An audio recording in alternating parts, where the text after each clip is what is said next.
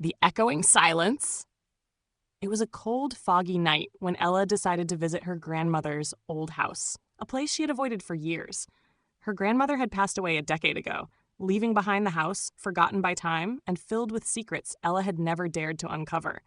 But something inside her pushed her to go back, to face the memories she had buried deep in her mind. The moment she stepped onto the property, a sense of unease washed over her. The house loomed in the distance, its broken windows and creaking wooden walls whispering tales of the past. Ella hesitated, but entered anyway, her footsteps echoing in the silence of the abandoned home. The house smelled of mildew and dust, but there was something else, a faint, metallic scent that seemed to linger in the air. As she explored, the floorboards groaned under her weight, and the once familiar rooms felt strange, distorted by years of neglect. Ella found herself drawn to the attic door, hidden behind a stack of old furniture. The door was slightly ajar, and as she reached for the handle, a cold gust of wind rushed past her. The attic was dark, the air thick with a sense of foreboding.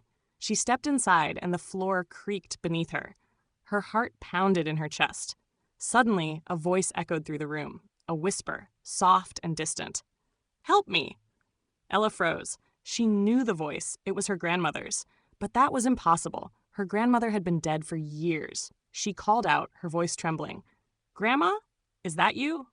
There was no response, only the deafening silence. But as Ella turned to leave, the voice came again, clearer this time, almost as if it was right behind her. "Don't leave me here." Ella spun around, her eyes wide in terror, but the attic was empty. The only sound was the low hum of the old house, as if it was breathing. Her pulse raced as she backed away, her hands trembling. Just as she reached the door, the floor beneath her feet shifted. From the shadows, a figure emerged, pale, gaunt, and twisted, with hollow eyes staring into her soul. It was her grandmother, but not the way she remembered. This version of her grandmother was a shadow of the past, a twisted reflection of the person she once was. With a low, guttural voice, the figure spoke, "You should never have come back."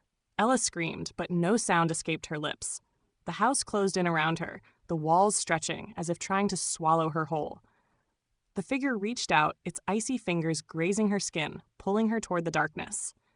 And just before she was consumed, Ella heard one final whisper in her ear.